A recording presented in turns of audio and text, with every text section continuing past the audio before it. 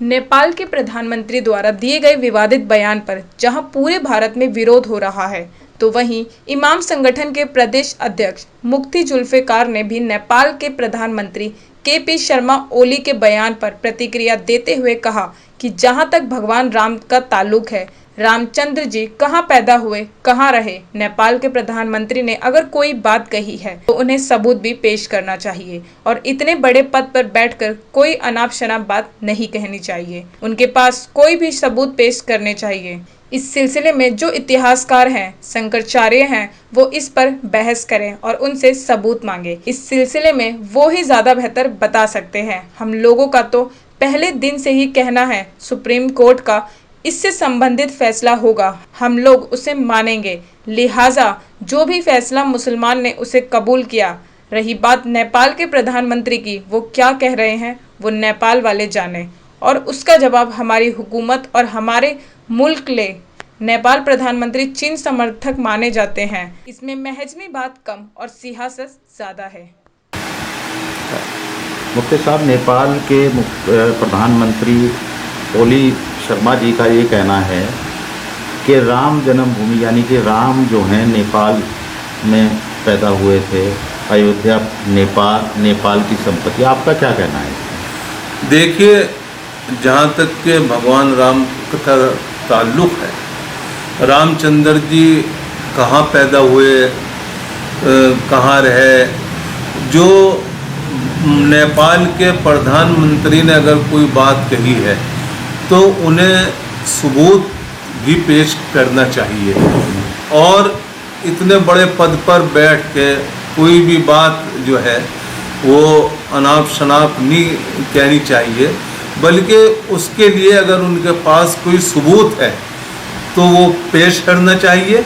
और इस सिलसिले में हमसे ज़्यादा बेहतर जो इतिहासकार हैं या शंकराचार्य हैं, वो लोग इस पर बहस करें और नेपाल के प्रधानमंत्री जी से वो जो सबूत मांगे, जो बात उन्होंने कही है, और इस सिलसिले में ज़्यादा बेहतर वही लोग कह सकते हैं। बहरहाल आप लोग भी हिंदुस्तान से ताल्लुक़ रखते हैं। बरसों से अयोध्या मसले पे विवाद चला आ रहा है और कहीं जाके सुप्रीम कोर्ट में ये तय हुआ है कि मंदिर जो है अयोध्या में ही बनेगा, उसमें मुस्लिमों द्वारा भी समर्थन दिया गया है। आपका क्या कहना है? देखिए, हाँ, हम लोगों का तो पहले रोज़ से ही ये कहना था कि इस मुल्क की सर्वोच्च अदालत सुप्रीम कोर्ट का जो भी फैसला इससे मुताल्लिक़ होगा, हम लोग उसे मानेंगे।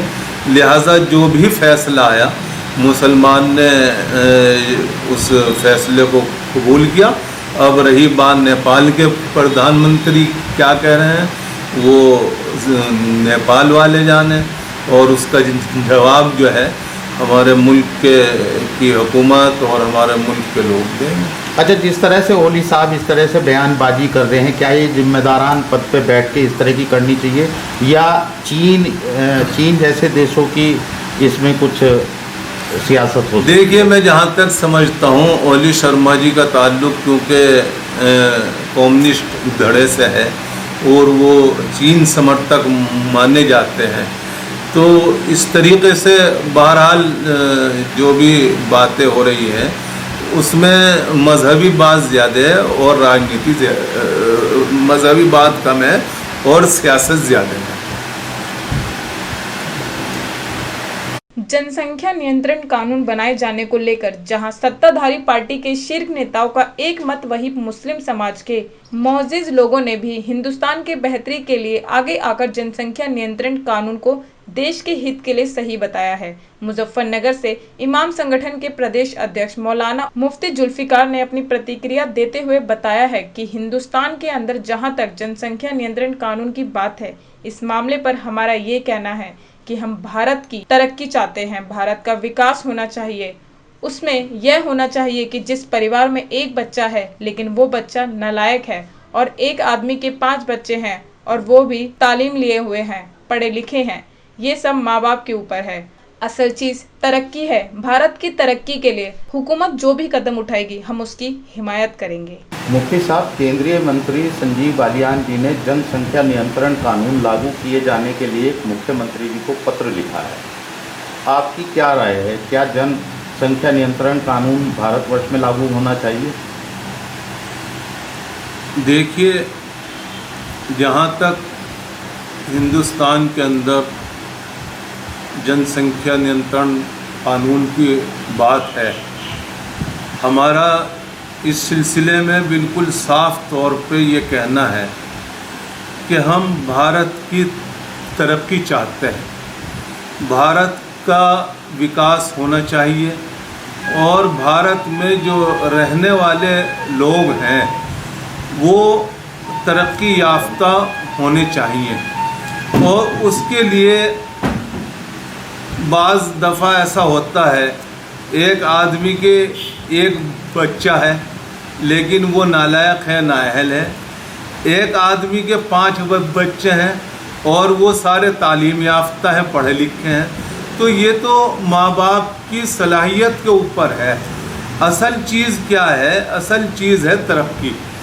जो भी तरीक़ा हो, हम ये चाहते हैं कि भारत और भारत में रहने वाले लोग तरक्की याफ्ता हों और तरक्की के लिए हुकूमत को इक़दामात उठाने चाहिए और भारत की और भारत में रहने वाले बाशिंदों की तरक्की के लिए और उनकी सहूलत के लिए हुकूमत जो भी इक़दाम उठाएगी हम उसकी हिमायत करते हैं।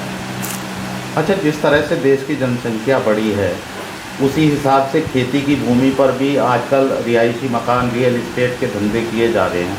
तो यदि नहीं कानून लागू हुआ तो इस तरह की भी परेशानियां भविष्य में आएंगी। देखिए, ये जिस तरीक़े से बहुत तेज़ी के साथ हमारे मुल्क में खेती की ज़मीन घट रही है, ये बहुत तशवीश की बात है, चिंता का विषय है।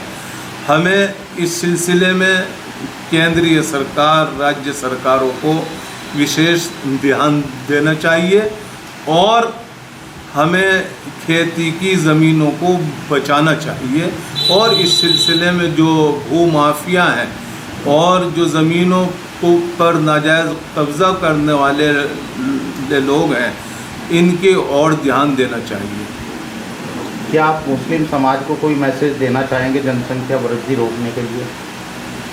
मैं तो इस सिलसिले में एक बात कहना चाहूँगा कि आज अल्हम्दुलिल्लाह मुस्लिम समाज बहुत ज़्यादा तालीम के प्रति बेदार हुआ है, समाज में अपनी ज़िम्मेदारियों के प्रति बेदार है।